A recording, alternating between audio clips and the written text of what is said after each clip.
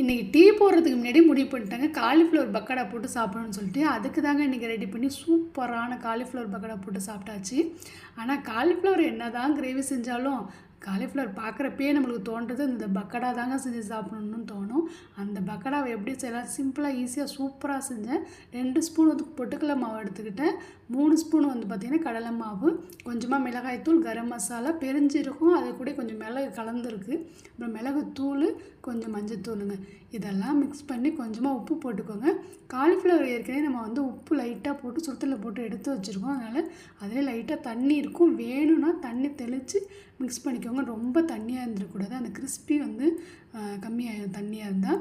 இந்த பாருங்கள், அப்படியே லைட்டாக அப்படியே பரட்டி விட்டு எடுத்திங்கன்னா சூப்பராக இருக்கும். இந்த மாதிரி அப்படியே தனித்தனியாக அப்படியே பொரித்து எடுத்து அப்படியே பொன்னிறமாக எடுத்து வச்சு டீ கூட வச்சு சாப்பிட்டு பாருங்கள்.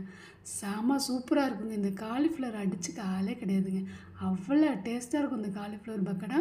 நீங்களும் செஞ்சு பாருங்கள். பிடிச்சிருந்தா லைக் அண்ட் ஷேர், சப்ஸ்கிரைப் பண்ணுங்கள், சப்போர்ட் பண்ணுங்கள். இந்தமாரி பக்கோடா செஞ்சு சாப்பிட்டு சாயங்காலத்தில் பிள்ளைங்களுக்கு செஞ்சு கொடுங்க. ஓகேங்க, நன்றிங்க.